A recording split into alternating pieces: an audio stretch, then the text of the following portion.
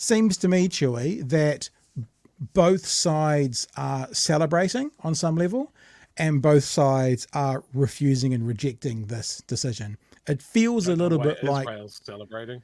Well, it feels a little bit like kissing your sister. You know, some things were there that seemed they should be and lots of things weren't. We won't really get too much into it. We'll just play it. But obviously, we all know that the win, I guess, for South Africa was the acknowledgement from the courts that the wording they used was to stop killing innocent civilians or stop killing civilians, which is a war crime, but they didn't say stop war crimes. And they also talked about not allowing it to become a genocide, which is one step away from it is a genocide to it could be, if you kept going, a genocide. So let's have a listen to the story from the weekend, and then we'll I have a few more things to show you about this, including, you know, why it's not okay to say from the river to the sea for the Palestinians, but it's completely okay above reproach for Netanyahu to say from the river to the sea, which he said over the weekend. So let's have a look. A historic ruling by the UN's top court has demanded Israel does everything it can to stop genocide taking place in Gaza. But judges at the International Court of Justice in The Hague stopped short of ordering a ceasefire. Israel, South Africa and Palestinians welcomed the ruling, even though no one got exactly what they asked for. Europe correspondent Lisette Raymer has the latest. Just hours before the World Court handed down its ruling, the streets of Yemen were packed with people. With banners in one hand and weapons in the other, thousands rallied. That's a pretty impressive looking number of people. You know, however, whatever it is, whatever they're saying, whoever the group is, you know, for it was a Rugby World Cup final, whatever, that is an impressive group of people to be speaking with one voice in one place. Around the Palestinian flag. We are standing with the Palestinian people, with our blood, our souls, our hearts, says this protester. In Gaza, the wait for a verdict looked different. A starving scramble for what aid managed to get through.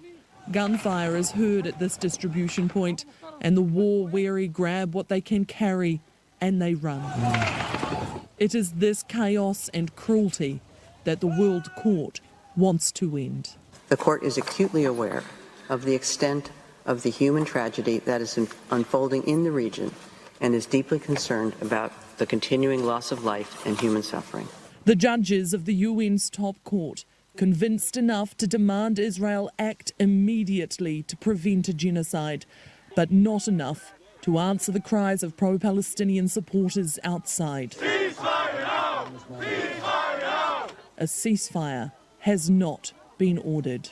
Israel has an inherent right to defend itself.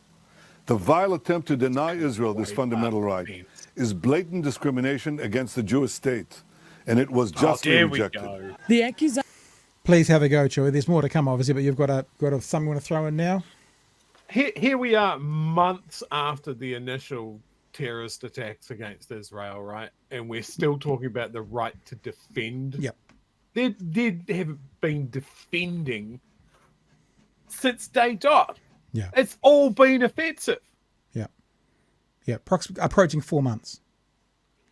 4 months. And what have we gone over the 30,000 dead yet? Well, that's the number that was being spoken about in the weekend. Yeah, that's what I thought. And then we'll just chuck in the fact that it's discrimination against the Jewish state. Yeah. Like that's exactly what they're capitalizing on, the people's fear of criticizing Israel for their actions because it's a Jewish state. Yeah. It's not a criticism of Jews, it's a criticism of their government, their military, and their decisions. Well, it's how the terminology is used, isn't it? Because if you're critical of anything to do with Judaism, then you're criticizing Jewish people or the Jewish state, which of course leads to a very short line to anti-Semitism. But they're very clever with the words they use, rather than saying critical, as we've been the whole time, of Israeli action, of the IDF action. I don't know if we've ever said the word Jewish state or Jewish offensive. Might have slipped out a couple of times because sometimes they're interchangeable, but I mean, we've always been very clear this is about Israel and Israeli armed services and Netanyahu. It's not about Judaism. It's not about the Jewish faith. It's about the Israeli people and the Israeli government primarily in charge of these actions. Yeah. All right, we'll do some more. Accusation of genocide is still being considered, but there won't be a verdict for years. So, in the meantime, a list of emergency measures has been imposed on Israel, allowing both sides of this war to claim the ruling as a victory. Yeah. The ICJ judges assessed the facts and the law. They ruled in favor of humanity and international law. The court has ordered Israel to stop killing and injuring Palestinian civilians. Which is a war crime. Yeah, which they've immediately done, haven't they, Pat? Yeah, 100%, which is a war crime. Yeah. So this is why Palestinians and Palestinian supporters are saying this is a victory, because the courts have told them to stop committing war crimes without using those words, right? Because that's what the killing of innocent civilians is in a time of war, if this is even war. I mean, I think most people would look at this and go, this doesn't look like a war. This doesn't look like two sides coming together and fighting, on the front line. But, to use that term. A war is when you have two militaries fighting. Yeah. I only see one. Yeah. That footage that you just saw of that jet dropping a couple of bombs, that is an F-35. That is absolutely top of American supplied stealth weaponry. Yeah. And they are bombing cultural sites, refugee camps, schools, hospitals. Absolutely disgusting. Yep. All right. To ensure humanitarian aid can enter the Strip, to prevent and punish incitement to commit genocide, and to ensure no evidence of possible genocide is destroyed. Israel is also expected to provide proof it's doing all the above. The State of Israel shall submit a report to the court on all measures taken to give effect to this order within 1 month as from the date of the order. But the court has no power to actually enforce its rulings. Where is the humanity? Where is the mercy? This Gazan woman cries, knowing tomorrow is unlikely to look any different than the sorrowful day she's just endured. In London. So the regular suspects in New Zealand were straight on to Twitter to talk about, so now that they've ruled it's not a genocide, is everyone going to apologise? It's not what they've said. They've said the decision on genocide will take them years to come to, and that Israel has to make sure it 100% doesn't ever become a genocide if it's not one already. I mean, that's my addendum at the end, but they haven't said it's not a genocide. They've said that ruling will have to come in the future. And it's heartbreaking. I've got some stuff to show you as well, Chewy, about one of the things that Israel's been ordered is to allow aid to get in. I'm going to show you a story shortly about what happens when they try to get aid in at the end of last week. But for now, anything else you want to pick up on that? I mean, I know you could talk about it for an hour, but immediately. Yeah, I think a lot of people put a lot of hope on this court ruling that somehow it was going to change something. Yeah, be the king, so to speak. Yeah, and it wasn't, because it is a toothless organisation, and that's the problem. Whenever there's been trials of war criminals, when they've actually had someone in the dock at The Hague, from World War II on to more recent times, it has always been after there is a win. After World War II, you gather up all of the Germans that did all the horrible, terrible things that they did, because their country had been completely capitulated. Yeah. And you could get your hands on these guys and put them in the dock and go, you did this, and here's the proof. Cool, court ruling, sweet, hang them. And the same when you look at more recent things like in the Serbian conflict and all the horrible things there. Those guys got captured. Nobody's invading Israel. Nobody's going to go up to Netanyahu's house and put him in handcuffs and drag him to The Hague to answer for what he's done. Nobody's going through the IDF to find out the commanders that are issuing these orders, authorizing these strikes, picking these targets. No one's going through the frontline troops who are just going roughshod through a civilian population like it's a war zone.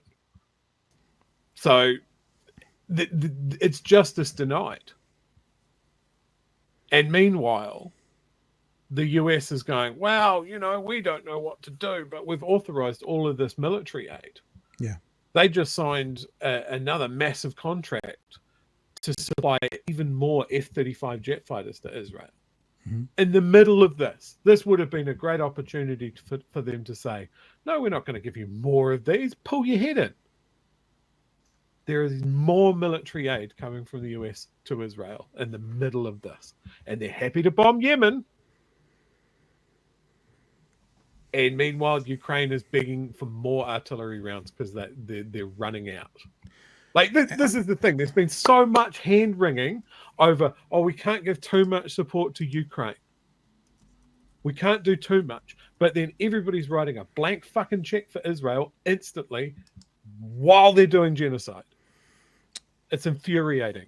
And here's the latest. Sickening. Here's the latest news. It's alongside this, related to this, maybe so. It's not directly Israel and Gaza, but 3 US service members killed in Jordan drone attack, Biden says. Now, I was watching One News tonight, and there is now a lot of conversation of what happens with America about that now. And now that New Zealand's just basically said, yes, we'll come help you in the Red Sea, could that then have us involved in other action in the area? This is not quite breaking news, but it's recent news, and we'll have to wait to see how they're exactly going to handle it. 3 US service members have been killed and at least 25 others wounded in a drone attack in the northeast Jordan near the Syrian border. The United States military has said, while we're still gathering the facts of this attack, we know it was carried out by radical Iran-backed militant groups operating in Syria and Iraq, President Joe Biden said in a statement yesterday, US time, today, our time. And so because of the, I guess, hostilities in the area at the moment, and because the connection perhaps between Syria and Hamas, what happens next? What are we going to be dragged into? What is the world going to be dragged into? Because of that one extra event that's happened in the region as well, that now all of a sudden, and I'm not saying this lightly, please don't, every life is worth something, but the Americans will see 3 American armed servicemen as so much more valuable than 30,000 Palestinians. And so what will that lead to? That's the next question, if anything. I did see a very good analysis of that, of how the US tends to react to servicemen near a war zone getting clapped like that. Mm-hmm. Is there tends to be an underreaction to try and de-escalate. Right. Then there is another attempt to de-escalate, and then there is, if it happens again, a massive overreaction. What was it called? What was the 1990s Desert Storm? Not Fire and Fury. It was Fire Death and Awe? Fury. Was it Fire and Fury? Shock and Awe. Shock and Awe. Shock and Awe. Yeah. Then comes the Shock and Awe. Yep. Wanted to watch the space. We'll keep you updated. But also wanted to talk about this ruling that Netherlands, the courts have said that Israel has to make it available for aid to get into the area. This is a story from the weekend. Hamas. Now, this is pretty much an unverified story, so we'll take it with a grain of salt. Hamas says Israel killed 20 waiting for aid in Gaza. Authorities said Hamas-run Gaza Strip said Thursday that Israeli forces had killed 20 people waiting for humanitarian aid to be distributed as Israel pressed its blistering assault in the territory. Israel has launched a relentless offensive in Gaza in response to the Palestinian militant group Hamas's unprecedented October 7 attacks. They always have to get that in, eh? That's, I have to always make sure that Israel is justified in their response no matter what. The Hamas-run health ministry in Gaza said the attack occurred on the outskirts of Gaza City in the north of the territory, with 150 people also wounded. Hamas said the incident amounted to a horrific war crime. Palestinian militant group Islamic Jihad said they were killed by artillery shells and missiles, a claim AFP was unable to verify independently. The Israeli army did not immediately respond to AFP's request for comment. So they didn't respond. They didn't deny it. Doesn't mean that it's 100% true. But I mean, look, let's say whether that's true or not. Yep. Let's say this is true or not. We don't know 100%. But I think it's pretty fair to say civilians have been killed. Civilians looking for aid have been killed through this process. It's an impossibility to think otherwise. Whether this one has happened exactly as it's been reported or not, I guess we don't know. Where do you want me to go?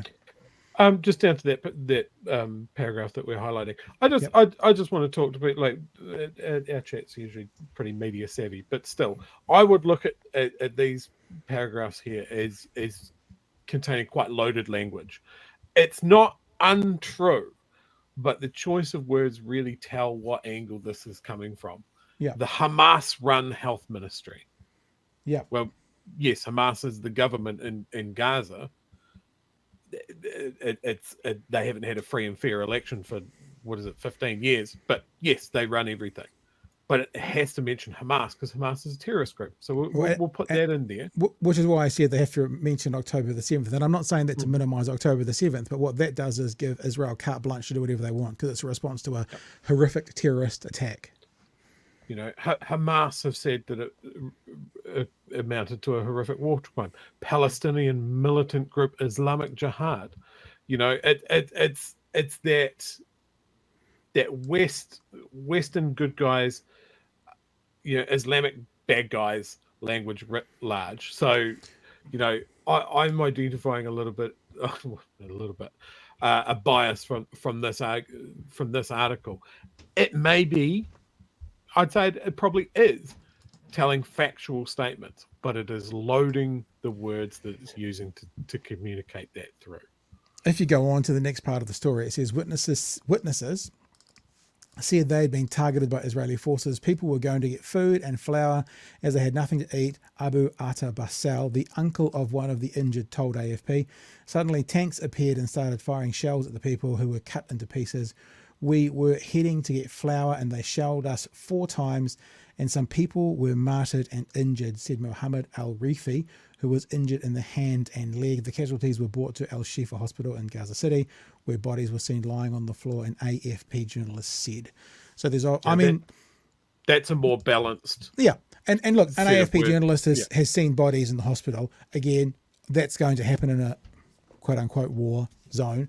I just think that it's unmistakable that there have been innocents killed, and we're never going to challenge that. And I guarantee there's been some people who have been looking for aid and ended up being killed. Whether this is exactly it or not, we'll wait and see. I wanted to also show you one other thing.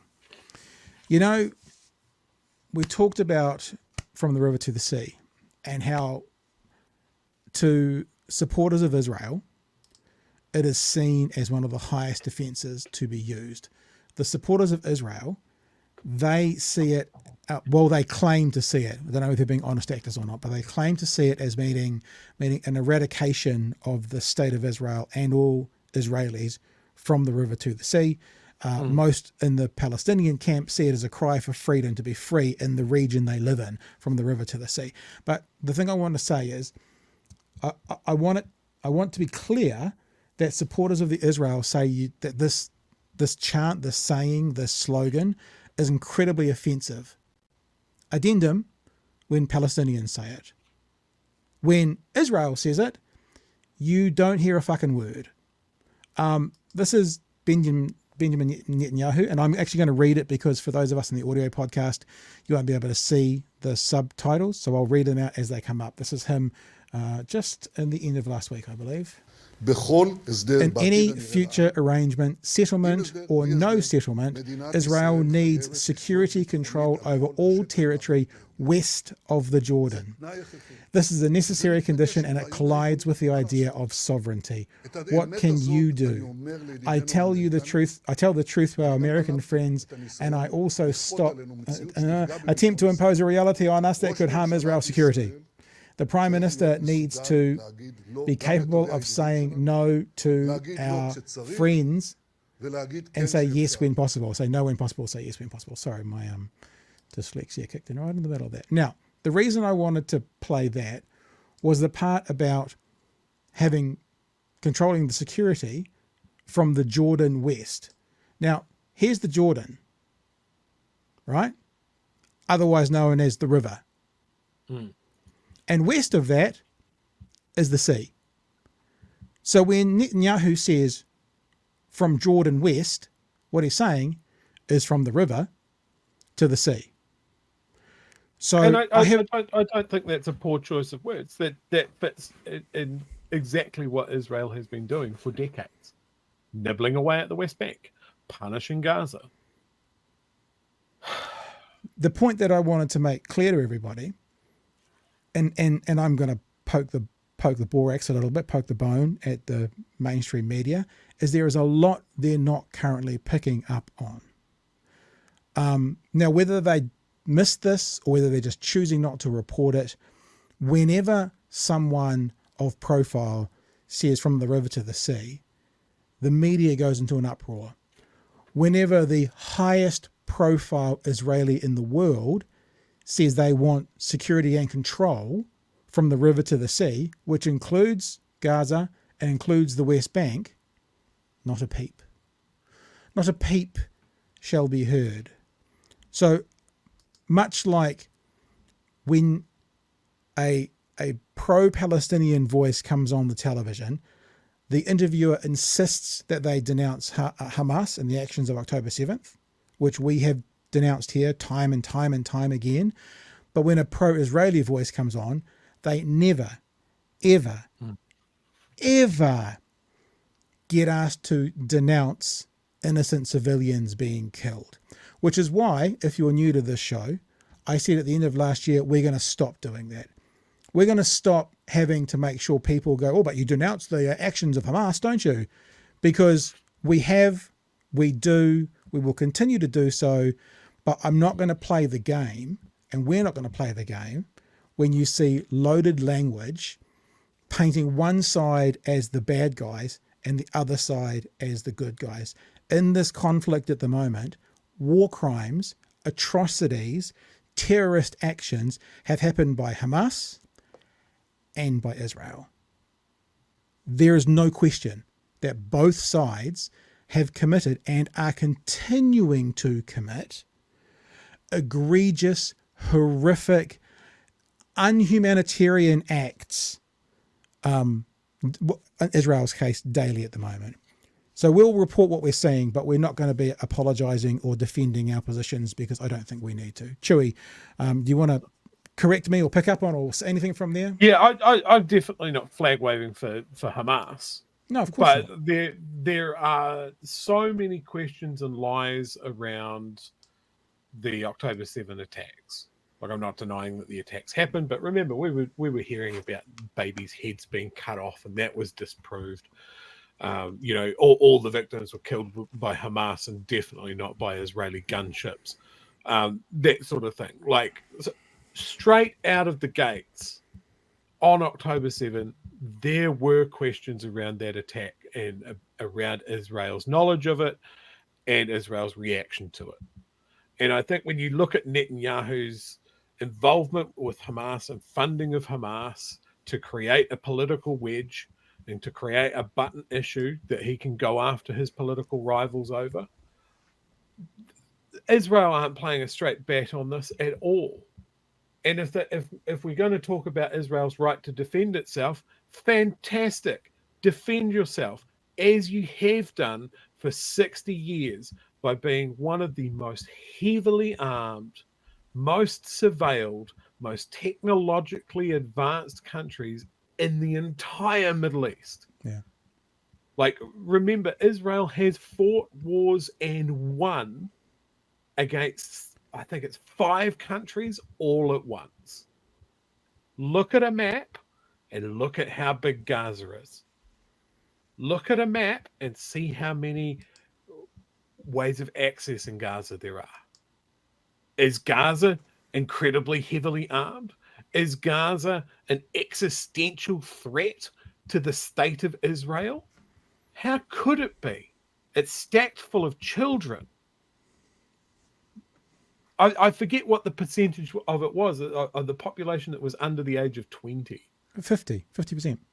50%. Absolutely crazy. So when Israel talks about the right to defend itself, what the fuck are they talking about? There is no threat to Israel there. There's no threat to the state of Israel.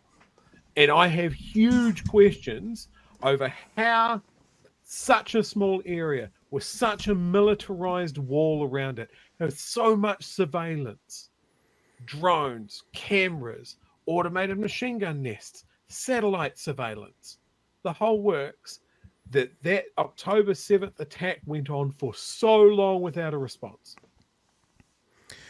I had a conversation with someone over the weekend, not an argument, not a debate or something, and I just thought this thing, right?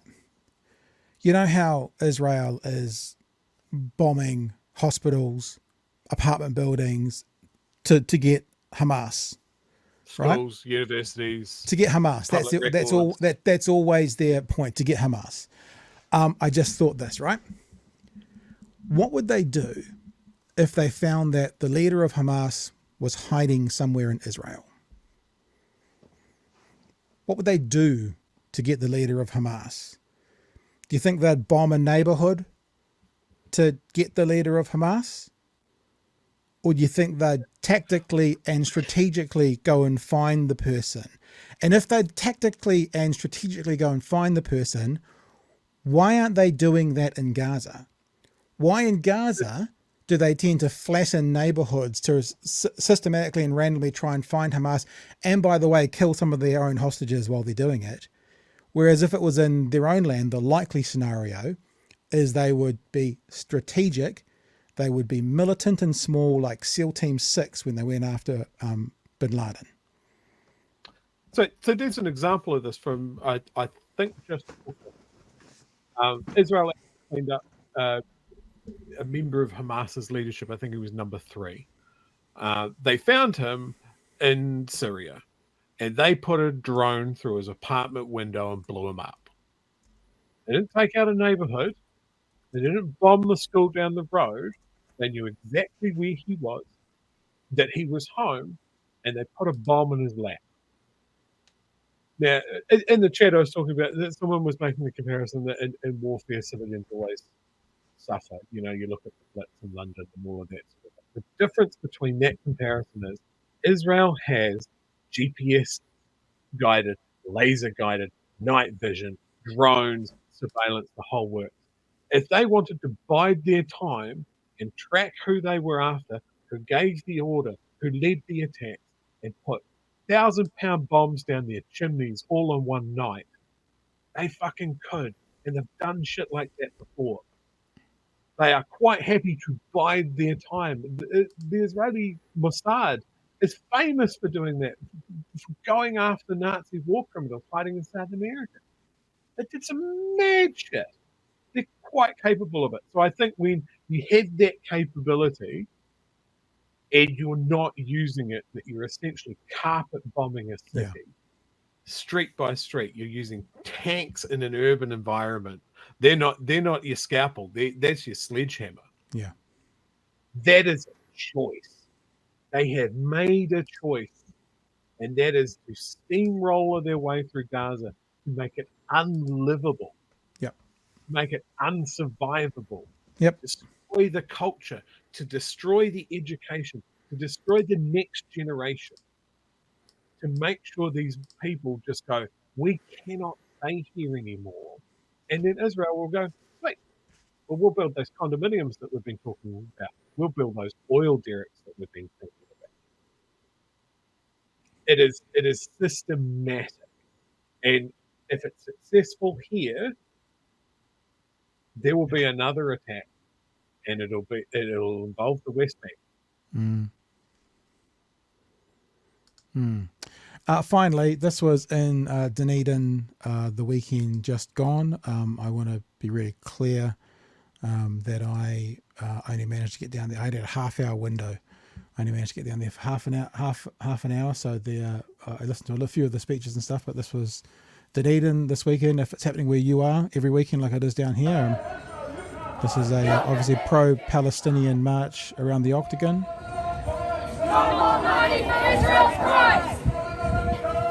Because I say, this has been going on every week since this started. Yep. This isn't tailing off. No, this is, as you're right, this has been going on every single week, and it's continuing on every single week. I think they're taking one at the end of February off for some reason, but it's going to continue on. And, remember, we're 125,000 people in Dunedin. So a few hundred people is not insignificant. So